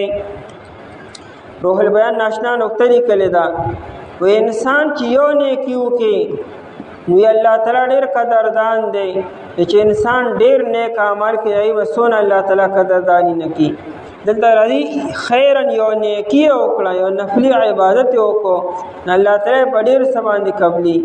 چې انسان 24 غنټې په نوافلو کې په نفلي عبادتو کې مشغوله وي، الله تعالی به دا نیک عمل څنګه نه قبلي. بېشکه صفا ډېرې او مروه ډېرې د نښو د الله تعالی نه دي. په څوک چې قصد وکړي د بیت الله شریف یا عمره وکړي، پس نشته یې څه ګناه په ده باندې. دا چې طواف وکړي دې دواړو، او څوک چې په خوشحالۍ سره وکړي یو نیکي، پس بېشک الله تعالی چې دی قدردان دی، پوهه دی.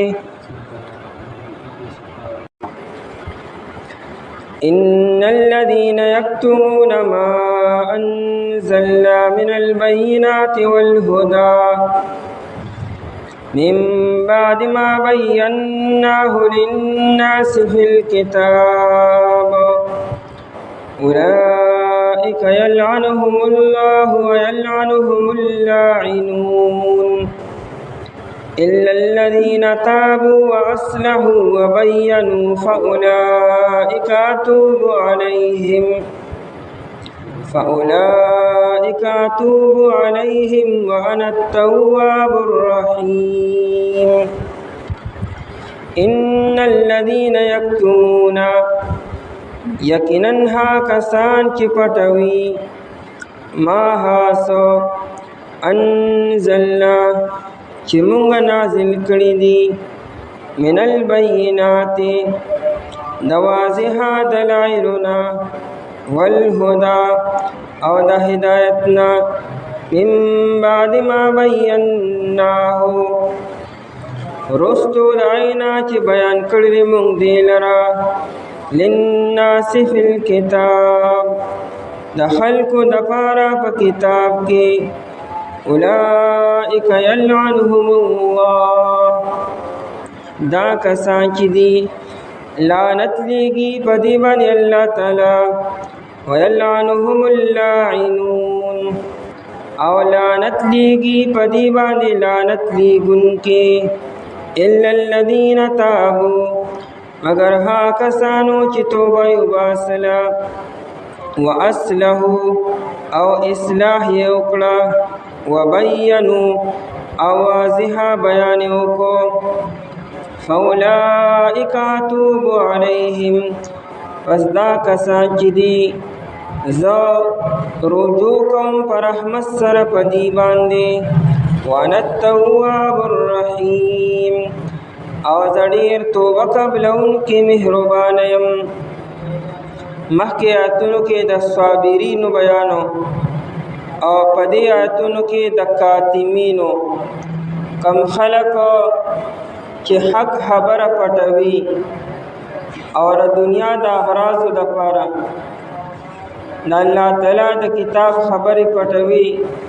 نو د هغې دپاره څه سزا او څه جزا د هغې بیان دی آیت کې بیان د هغه خلکو دی چې هغوی د الله تعالی احکامات پټوي یا بدلوي یعنی حق نه بیانوي او دا عذر د وجې نه او مجبورۍ د وجې نه صرف او صرف د دنیا د اغراضو دپاره نو قرآن کریم وی چې په دې باندې الله تعالی هم لعنت وي او نور د الله تعالی مخلوقات په دې باندې لعنت وایي کم انسان چې توبه وباسله خپل عمل یې سم کو او د حق بیان یې وکړو نو دې ته اوس د توبې دروازه کولو الله تعالی به توبه قبوله کړي دا آیتونه اصل کې د یهود او نصارا باره کې نازل شوي دي ابن عباس رضی الله عنه قول دی چې دا آیتونه د یهود او نصارا او د علماو باره کې چې هغوی د خپل کتاب خبرې پټې کړې وي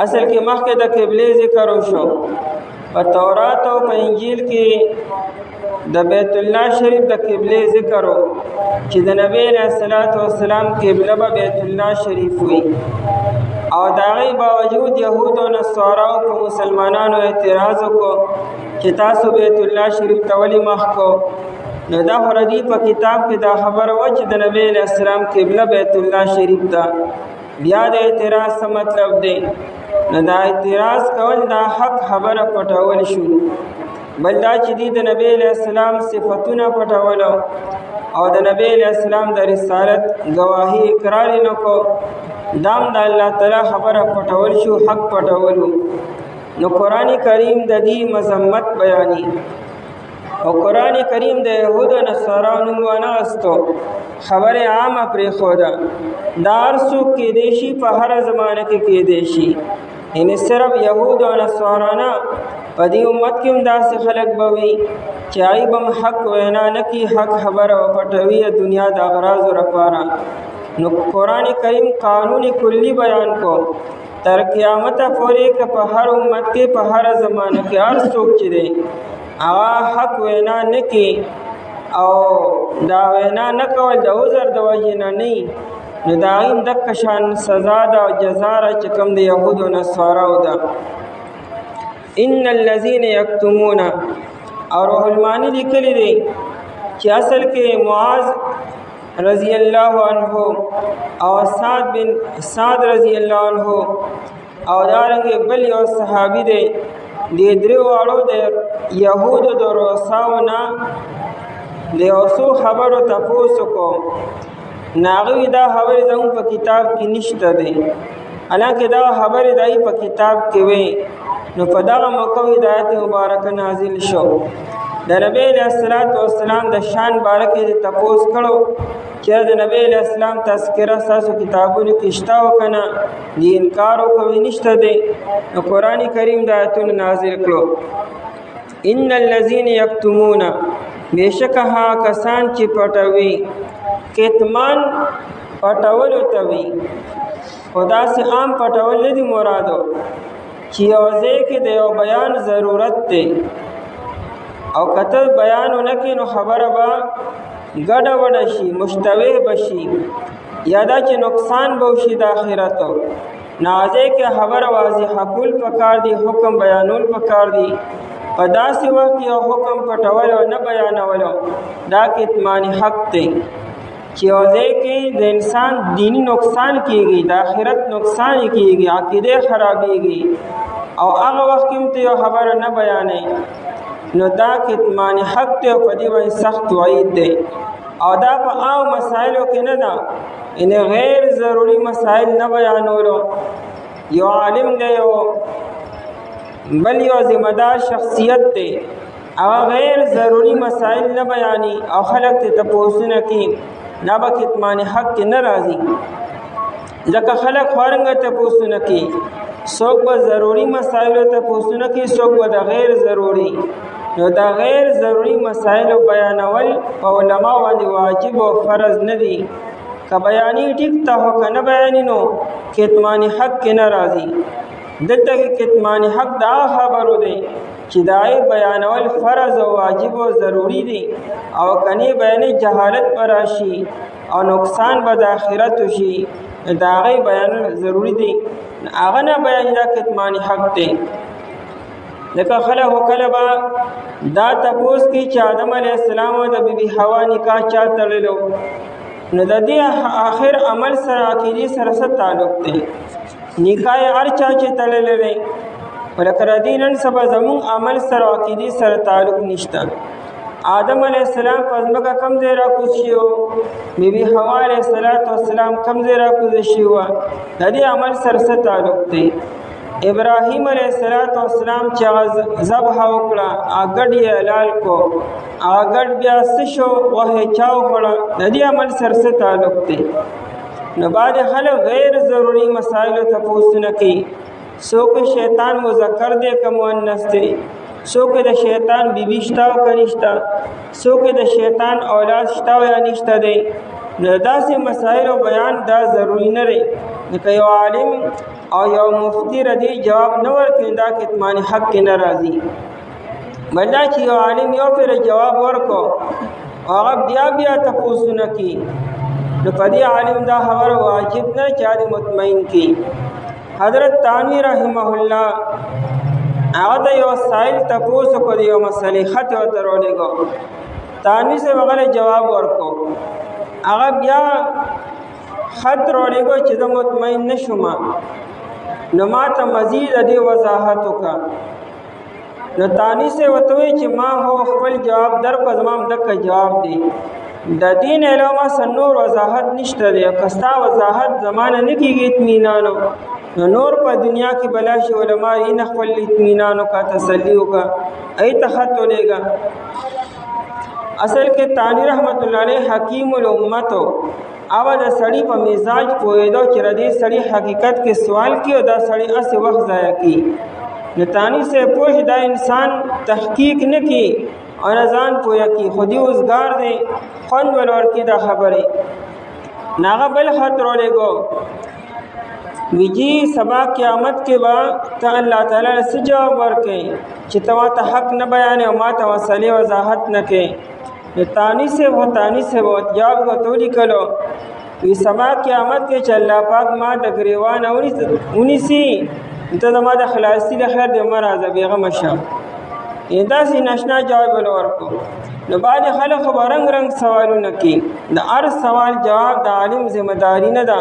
ها ضروري مسایلو بیا روح المانی لیکلی دی چې په هغه عالم باندې او په هغه مفتي باندې بیا مسله بیانول واجب او ضروری دي.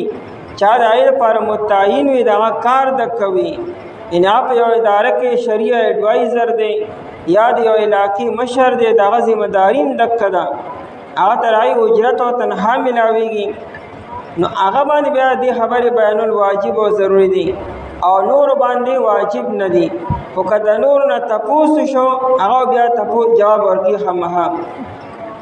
نو ان الذین یکتمون، بېشکه هغه کسان یکتمون چې دی پټوي ما انزلنا، هغه څه چې موږ نازل کړي دي. ما انزلنا چې څه موږ نازل کړي د اسمان نه هر یو کتاب کې چې دي. من البینات، نا ما انزلنا څه شی د اسمان نه الله تعالی څه نازل کړي دي. نو دا من البینات بیان دی د واضح دلایلونه. واضح دلائل په هر کتاب کې موجود دي، هغه آیاتونه می هغه دلایل د قدرت هم دي. د ځمکه او اسمان او نور سپوږمۍ ستوري دا ټول د الله تعالی واضح دلایل دي د الله تعالی د معرفتو.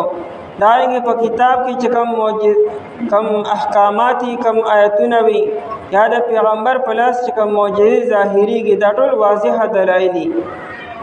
والهدى او هدایت، بینات او هدایت کې دا فرق دی چې بینات هغه دلایل ته وي چې په خپل واضح وي او هدا هغه ته وي چې تبه وضاحت کې خلقو ته، یعنی خلقو ته واضح نه خو تبه او تشریح وضاحت کې دا هدایت دی. ځکه نه غلار څوک نه پیژني، نو هادي که پیغمبر دی او که د پیغمبر شاګرد دی او نائب دی هغه به خلقو ته نه غلار اخی.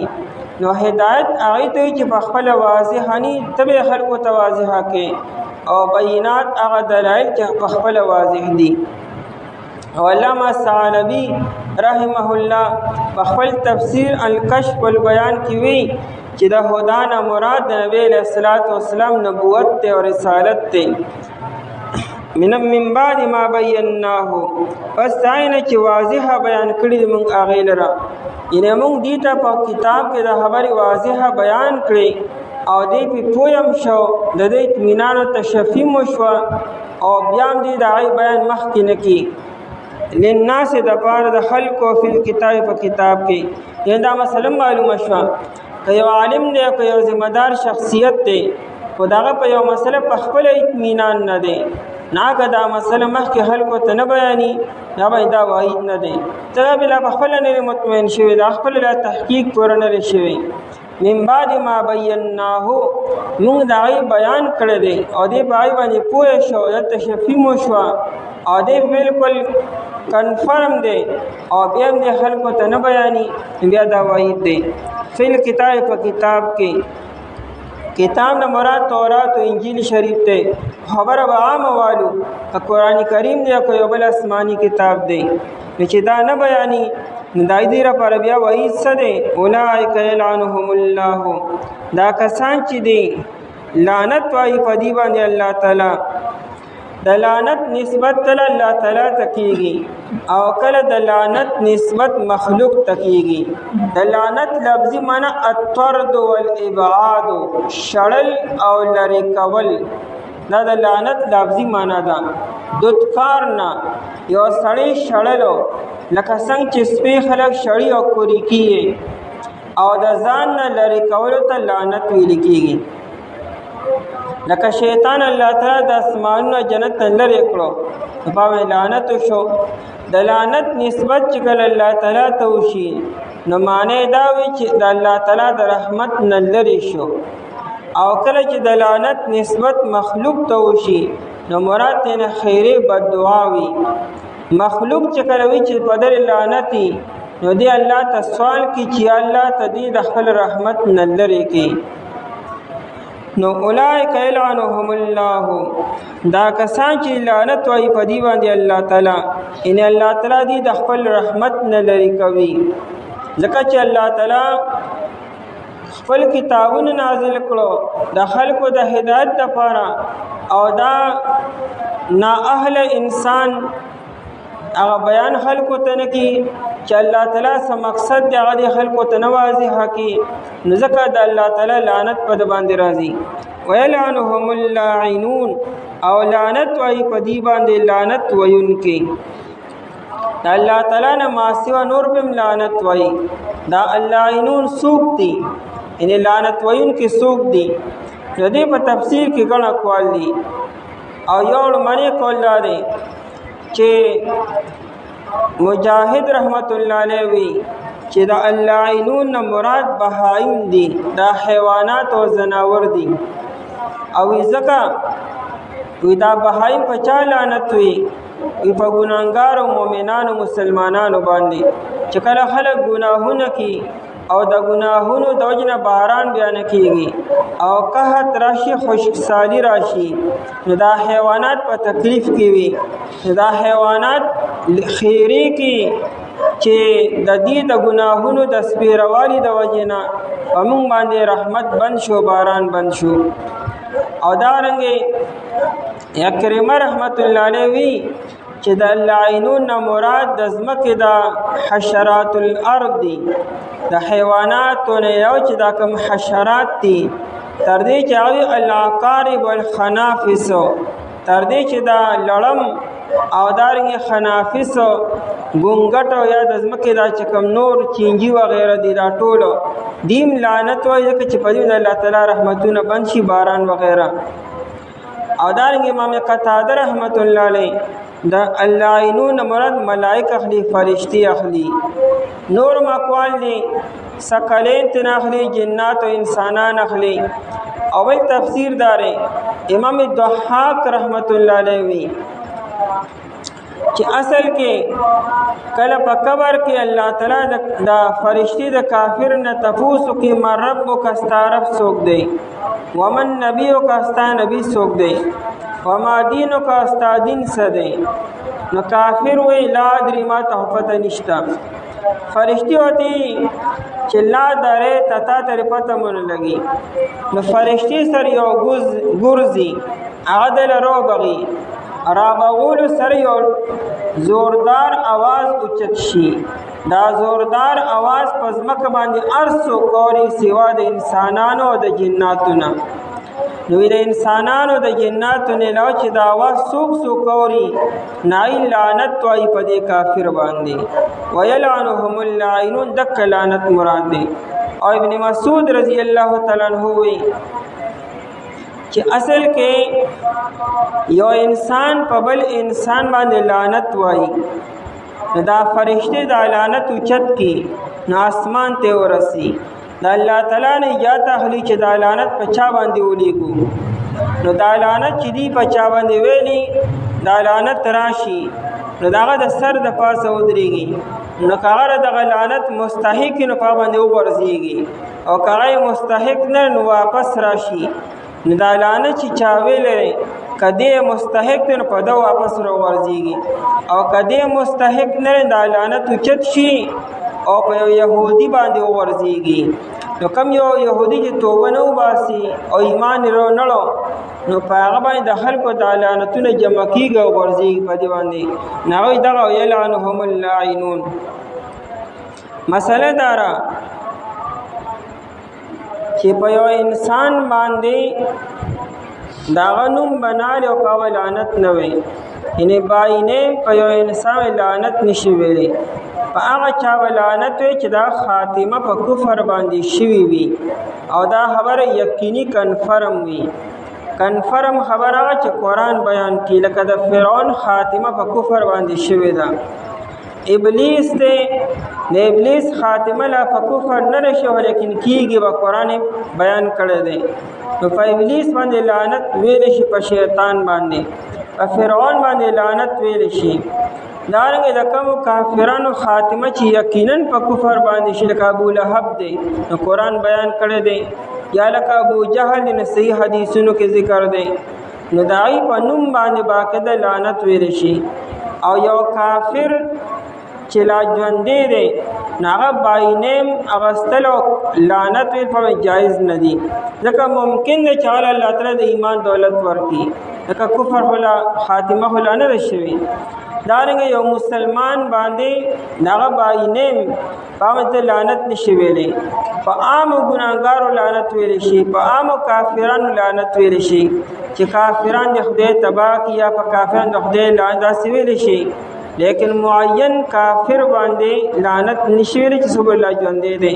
دارنګه یو معین مسلمان لعنت نشي ویلې. دغه رنګه په مخلوقات هم لعنت نه وي، هوا ته لعنت نسبت نه کې، طوفان ته لعنت نسبت نه کې، باران ته نه کې، زمکه ته نه کې، ساری ته نه کې. لعنت با مخلوقات پر نه استعمالي. الا الذين تابوا، مگر ها کسان چې توبه وباسي، توبه وباسله د سنا عن الکتمان د پټولونه یا عن الشرک د شرک نه توبه وباسله، واصله او اصلاح وکړه د خپل عمل سم کو، وبینوا او واضح بیان وکړو، ادینه پس بیا حق خبره پټونه بیا بیان وکړو، لکه عبد الله بن سلام رضی الله عنه په باقاعده واضح بیان کو.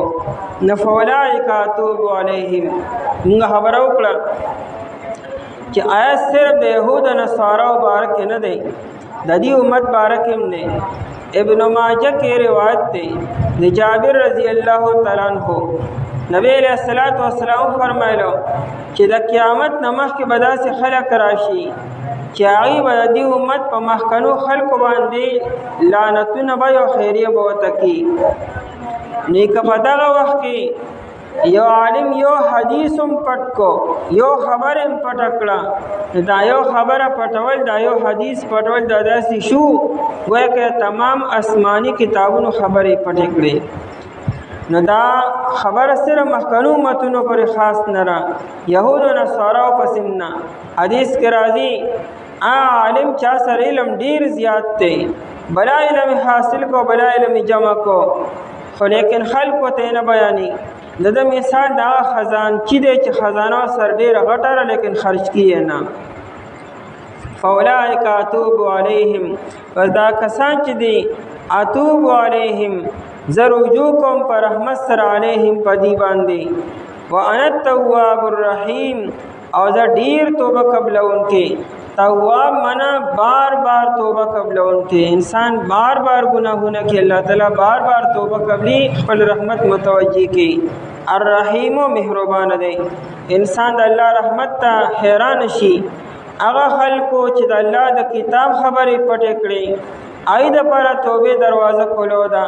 یو انسان چې نور گناهونه کی، نور گناهونه د الله د کتاب د پټول مقابله کې اسم ندي، دا د پر د رحمت دروازه څنګه کولو نه ده.